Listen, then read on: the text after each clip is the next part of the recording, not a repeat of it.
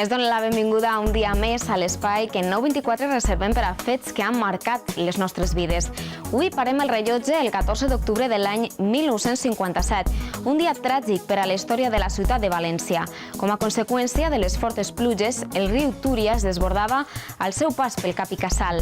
L'aigua va inundar-ho tot, va arrossegar la vida de centenars de persones. A més, milers de valencians es van quedar sense un sostre. La inundació va ser de tal magnitud que en carrers com el del doctor Oloriz, l'aigua va arribar als 5 metres d'altura. La desolació i el dolor que va provocar esta catàstrofe va suscitar un gran corrent de solidaritat per tot Espanya que van promoure especialment les emissores de ràdio. Avui en dia, gràcies a la televisió, podem conèixer en imatges el que van passar els nostres familiars fa més de mig segle. Se va juntar así en el portal el aulla, pegar una sacudida que no teniu idea, Quan arribia per així, per el carrer Sagunto, l'aulla me venia ja per ahí, per el pit. Venían los guardias y de allá nos decían, desalojar, desalojar, que viene una riada muy grande. Pero claro, nosotros no fem cas. I eixa xiqueta, però l'aulla s'engolia el matalap i a la xiqueta.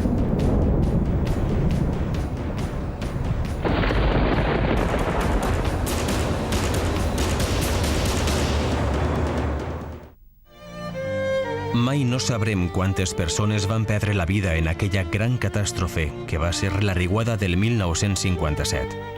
Les xifres oficials parlen de 81 víctimes mortals, però els testimonis asseguren que van ser molts més. Al llit del riu vivien moltes famílies pobres que no figuraven en cap registre i que ningú no va poder reclamar si van desaparèixer.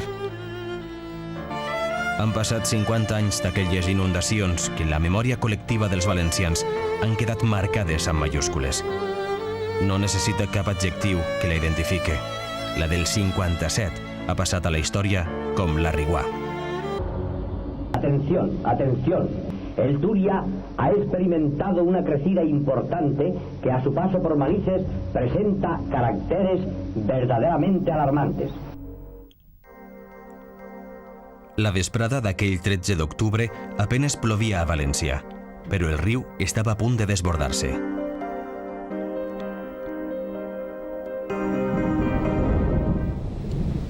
A les 9 de la nit, des d'este telèfon portàtil que es conservava des de la Guerra Civil, s'adverteix a València de la catàstrofe que està a punt d'arribar. Y al ver el aumento, que no era una cosa normal, que no se había visto nunca una cosa así, pues entonces, como yo estaba en muy buenas relaciones con ellos, les comuniqué que había una subida de río que era alarmante, que posiblemente llegaría a entrar por el pueblo. Y así pasó. Entonces hablé con el gobernador civil y digo, soy el alcalde de Pedralba.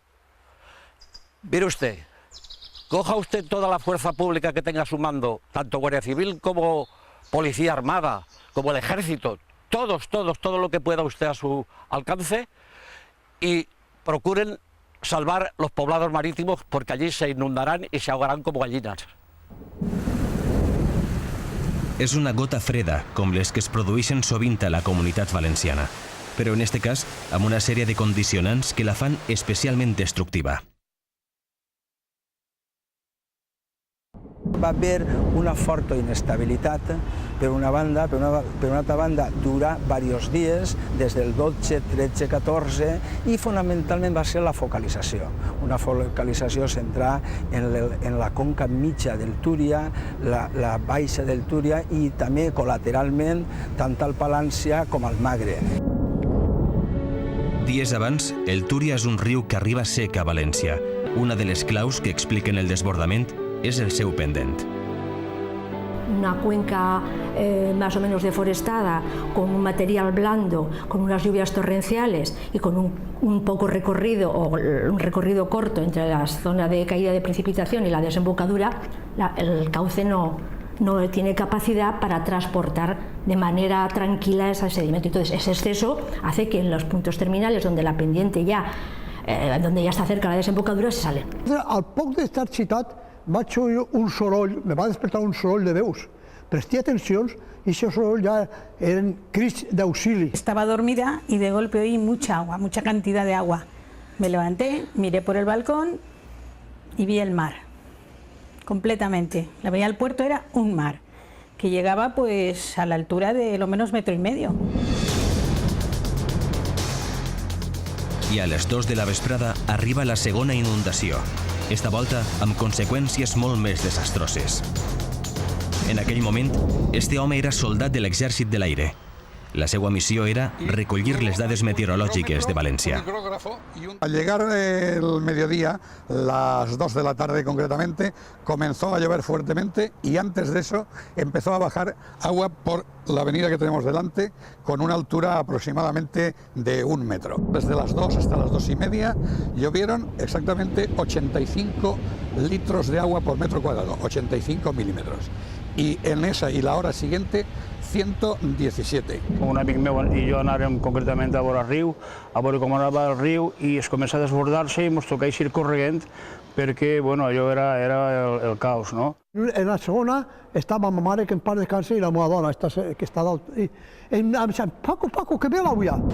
Los coches van huyendo de este avance lento y continuado, de estas lenguas de agua que van rodeando a Valencia y que comenzamos a tener, francamente, que la noche que se avecina a nuestra ciudad sea realmente espectacular y sensacionalmente trágica.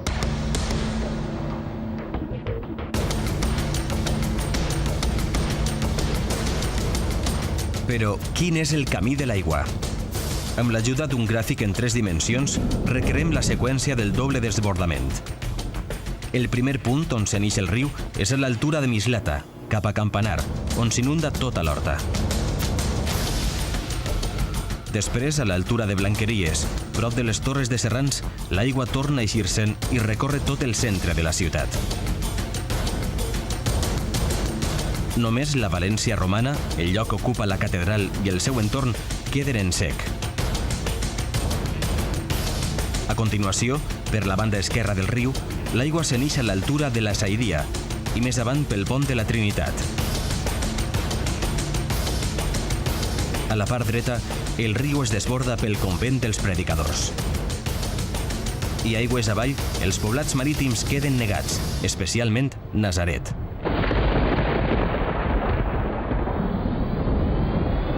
Este és un dels carrers del barri. Sobre esta imatge real, una inundació virtual per a fer-nos una idea de l'abast d'aquella riuada. Como pudo, él cogió a mi abuela y me dijo, chiqueta, agárrame al meu pantalón. Y yo me enganché a su pantalón y fuimos, si os fijáis, el tramo de aquí a ahí, con una corriente que no solamente era agua barro, eran enseres, era algo viscoso y que se nos llevaba. Y el chico se bajó con sus 40 de fiebre y su gripe, se puso a bucear en el agua sucísima, llegó a la cerradura, abrió, entraron rozando el dintel las 2 personas que lo necesitaban, se salvaron y él subió y a ese le ausculté yo a los 2 días una neumonía de caballo. Nosaltres va ser molt trist. A més, veure com la gent que estava agarrada, ja t'ho dic, a les baranes del riu, com estava agarrada i com se soltaven al final. Ja no podien aguantar la força de l'aigua. 50 anys després, aquestes marques són el testimoni d'una memòria col·lectiva que no hem volgut oblidar. Les ciutats, les comunitats humanes, els països que siga, necessiten tindre uns referents visuals de la memòria compartida i no únicament d'èxits o de triomfs o d'allò del dia de la independència, el dia d'una gran batalla guanyada o perduda o el que siga, sinó de les catàstrofes col·lectives. Marca un abans i un després. La gent diu abans de la riuada. Això va ser abans de la riuada. O això va ser el mateix any de la riuada o 2 anys després. Quan va ser això? Vol dir que és un fet històric, fonamental. No únicament per les transformacions urbanes que ha produït, sinó per la memòria col·lectiva. Marxalenes, Tendetes, el Carme i els poblats marítims són els barris més afectats. Li dic a ma mare, dic, el riu està que s'enix i al momentiu ja estaven pegant cops en la planta baixa perquè els de Marxalenes s'estaven ofegant i com eren familiars d'estos d'aquí baix, i així no se passarem tota la nit. Pepe és un dels forners del barri del Carme. El negoci li ve de família. Recorda perfectament aquell 14 d'octubre. Mon pare deia, anem fent d'ací, perquè si no se quedem així tancats i se quedem ofegats, perquè no tenim eixida, no me quedem per el carrer. Inclús el forn que tenia, que era un moruno, pues queda tot inservible. Tinc que ficar un forn nou, que tardaren 2 mesos i 14-15 dies en poder tornar a treballar i poder fabricar pa. I si les trapes dels desguasses i això, i fem un ruïdo que quasi mos tiraven. I d'allí, però tot això agarrat als pilons n'hi havia que no podíem ni eixir d'allí. Mira si n'hi havia aigua. En ma casa, que era planta baixa, se reventó tot el piso. Entonces va sentir com una explosió, yo tenía entonces 15 anys, y vas notar como una explosión y tots els taulets hasta el techo. Y omplirse la casa de agua antes que entrara pel carrer. Los servicios sanitarios, con la inestimable ayuda de la Cruz Roja Española, funcionan intensamente. Les dades oficials parlen de 81 morts. Valencia está sin luz, Valencia está sin agua, Valencia está sin pan y Valencia carece de teléfonos. No sols la capital es va quedar incomunicada. La riuada del 57 es recorda sempre com la de València i el Túria. Però van ser desenes els barrancs que es van desbordar entre el riu Palància i el Magre. Unes inundacions que es van cobrar 29 víctimes mortals en diferents pobles dels Serrans, el Camp de Túria i l'Horta.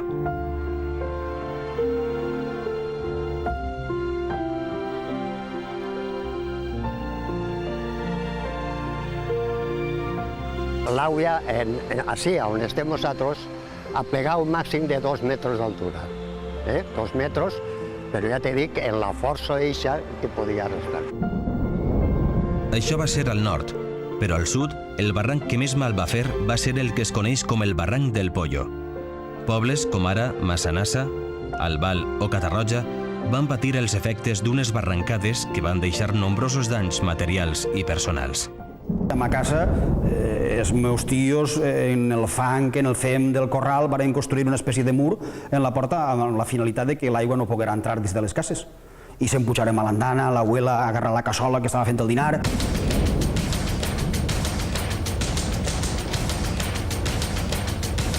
Estes imatges les va gravar l'Exèrcit de l'Aire. I ara, per primera volta, les ha cedides a Canal 9, el Centre d'Història i Cultura Militar de València. L'Exèrcit va participar en accions tan diverses com ara el rescat de persones aïllades a les teulades des d'este helicòpter.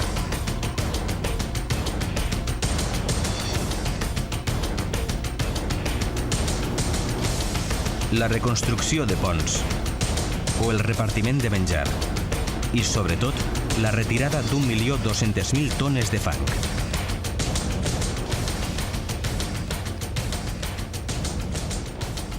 La primera vez que se nos dio munición de guerra para salir a patrullar por el barrio de Sant Bult, Calle del Mar, Calle de la Paz y todo eso para evitar saqueos. Hasta el día 18 toda la guarnición de Valencia se echó a la calle en ayuda, pero fue una ayuda sin coordinar, una ayuda donde realmente cada uno hacía lo que creía más conveniente. A partir de ese momento el ejército tomó el mando, dividió la ciudad en sectores y empezó a coordinarse con la llegada de refuerzos militares de toda España.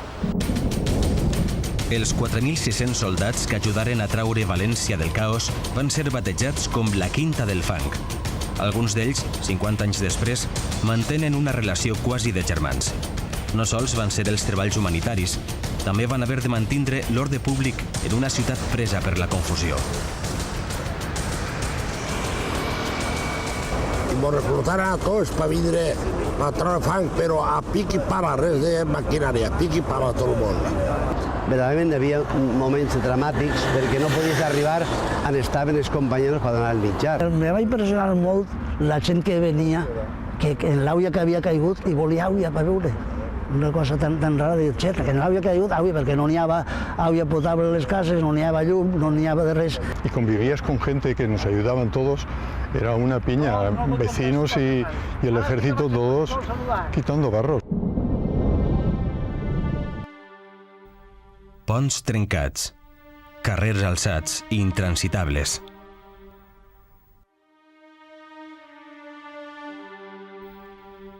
Negocis fets malbé.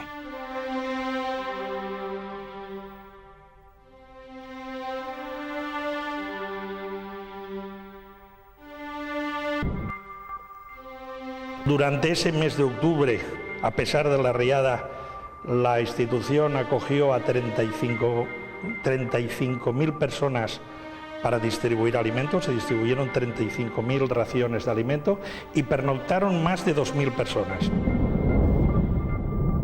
I enfront de tanta desgràcia, València s'inunda de solidaritat. Tuvieron que estar pescando de los corrales de abajo pues los animales que estaban ahogados, las gallinas para hacer caldo. La gente quería comer y no había nada. Ni tan sols hi havia pa, i ciutats com ara Alcoi, Alzira, Gandia o Calp es mobilitzaren per a fer-ne arribar a València més de 40.000 racions. En auxilio y ayuda de Valencia, cuya catástrofe es un estrago para todo el país, se volcó la fraternal aportación de España entera. Però una regió es va implicar especialment amb València. Va ser Múrcia, a través de l'emissora de Radio Juventud y de un jove locutor. Radio Juventud de Murcia está celebrando la realización de la audición Gran Subasta en favor de todos los damnificados valencianos en conexión con la cadena azul de emisoras del Frente de Juventudes. A las pocas horas de haber tenido lugar la primera riada, pusimos en marcha ya un programa radiofónico de recaudación de ayudas para los damnificados que se denominó la Gran Subasta. Se subastaren des d'una moto fins a este burro. Ofrecen por él 600.000 pesetas. Bueno, pues nosotros Passant per l'anell de l'arquebisbe de València, Marcelino Olaechea. Nos ofrecen por él 1.100.000 pesetas. ¿Hay quien de más? Vamos a contar. A la 1, a las 2, 2:30, 3 menos cuarto y a las 3. Otorgado el anillo de su excelencia reverendísima en la cantidad de 1.100.000 pesetas. Per damunt d'eixos diners, el que més va arribar als valencians va ser la sensació que no estaven a soles en eixos moments tan difícils. Els mitjans de comunicació de l'època compliren un paper fonamental, informant, però també fent de servici públic de primera necessitat. Atención, atención, atención. Las autoridades de Valencia nos ruegan repitamos insistentemente el siguiente llamamiento. A todos los pueblos valencianos y a todos aquellos que nos escuchen de las provincias limítrofes. Envíen pan, envíen pan, envíen pan, aprovechando cualquier medio y por cualquier conducto, envíen pan. Un treball que es va fer contra tots els obstacles. Va haver comportaments heroics a l'hora de fer periodisme, des d'agarrar una furgoneta, la gent de Ràdio Nacional, per eixir al carrer i en l'altaveu de la furgoneta explicar que venia una altra riua, a lo que va fer la gent del taller de les províncies. Jo vaig entrar al diari i com sabia on hi havia botes d'aigua, me les vaig posar i tornia al carrer per a avisar a les plantes baixes que no havia avisat. L'aigua del Túria va inundar els tallers on s'imprimien els diaris, però el diari vespertí Jornada va aconseguir eixir al carrer aquell mateix dia 14. Se trabajó a pleno rendimiento porque, claro, era la noticia para Valencia, para España y para el mundo más importante de esos días. Los ministros de Agricultura, Industria, Obras Públicas y Secretaría General de Movimiento visitan las zonas afectadas por la... Poc després de produir-se la riuada, diferents ministres visiten València i prometen ajudes per a fer front a les importants pèrdues que s'han produït. Adoptar las necesarias medidas de urgencia. El generalísimo vivió el realismo dramático de un pueblo aplastado por la desesperanza, como estos habitantes del barrio de Nazaret. El mateix Franco visita el barri de Nazaret 10 dies després de la catàstrofe. Però després d'eixes primeres visites, passen els mesos i les ajudes no arriben. En ple règim dictatorial es produeix un fet insòlit. L'alcalde de València repta al govern. O arriben les ajudes pronte o la corporació en ple dimitirà. el famoso discurso en el Pleno del Ayuntamiento en junio de 1958, pues donde planteaba pues incluso que si no llegaban esas ayudas estaban de sobra allí todos los concejales, empezando por él mismo. Esta és una còpia d'aquell discurs reivindicatiu. El govern va prohibir la seva difusió, però una institució privada, l'Ateneu Mercantil de València, va assumir el risc i va publicar 7.000 còpies que difongué entre els seus socis. Aquí se hizo copia de ese manifiesto que el gobierno no dejaba hacer, se hicieron las copias y se repartieron las copias. Por supuesto, estuvo amenazado el presidente del Ateneo. Fins i tot es va convocar una manifestació reivindicativa, però dies abans el govern aprova per decret que es destinen a València 100 milions de pessetes per via extraordinària. Esta mesura fa que la manifestació es transformi en una mostra d'agraïment. Però este pols al règim de Franco passa factura. Poc després, el govern destituïx l'alcalde. Se cumple con el Plan Sur mediante el cual todos los problemas encontrarán armónica solución. Al final de l'any 58 s'inauguren les primeres vivendes per a reubicar les famílies que havien perdut la casa. És el cas del barri de la Fontsanta, que rep aquest nom en honor de la patrona de Múrcia, una de les regions que més es va mobilitzar per els damnificats. El impulso dado a la construcción en este sector es una muestra expresiva de lo que ha de ser en su totalidad el Plan Sur. Era una maravilla de barrio, de veritat. Vinguérem, això, quan isquérem d'on isquérem, que estàvem tan mal, això mos pareixia un palacio, nena, de veritat, un barri tan bonico. La gravetat de la riuada obri el debat. Què s'ha de fer perquè una catàstrofe com aquella no torni a passar? Es plantegen tres opcions. Mantindre el riu pel centre de la ciutat, però adequant-lo perquè pugui canalitzar més aigua. Desviar-lo cap al nord, una opció que es descarta per ser una zona molt poblada. I per últim, la solució sud, on finalment es va construir el nou tram del riu. La red de carreteras, el otro, como he dicho antes, los ferrocarriles, el puerto, el urbanismo, sobre todo el urbanismo, y pues a todos les estorbaba el río. Todos dependían de que si se desviaba el río por el sur, pues se resolvían todos los problemas. El cost del Pla Sud fou de 6.000 milions de pessetes, un pressupost astronòmic per a l'època, que en part va ser sufragat a través d'impostos especials, com ara este segell.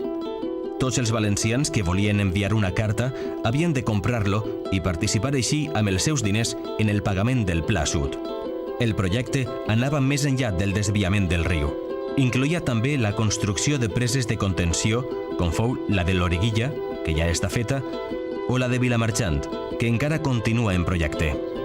La presa de Vilamarxant, com se sap, fa 50 anys que està estudiant, és un projecte molt complex. Nosaltres hem rebut l'encàrrec del Ministeri de Medi Ambient d'estudiar el projecte. Són actuacions de molta transcendència. Estan assentant-se les bases de l'expansió de la nova València. Un motor econòmic fonamental, com és el port, aprofitarà este canvi de traçat del riu per a créixer i poder situar-se avui entre els més importants del Mediterrani. Però si hi ha un tret característic avui de la ciutat de València, eixe és el riu. Un riu per on ja no corre l'aigua, però per on fluix la vida. L'antic llit del Túria s'ha convertit en una original zona verda que discorre per les entranyes d'una ciutat que s'abraça amb força al seu riu. Un riu on juguen els nets d'aquells supervivents de la riuada. Un riu on corren els atletes i els futbolistes fan gols, on festegen els nòvios, on es llits, on es passeja, on es parla i on s'escolta. Un riu on avui desemboquen art i ciència, en una ciutat dins de la ciutat, que s'ha convertit en la imatge d'avantguarda de València, amb l'arquitectura de Santiago Calatrava com a segell inconfusible per a la resta del món. Un riu que fins i tot sense aigua avui té més vida que mai, i continua creixent, i continua somiant el seu retrobament definitiu amb el Mediterrani en un projecte sobre un grau que va ser industrial en el passat i que ara serà humanitzat amb un ambiciós projecte per a obrir definitivament València a la mar.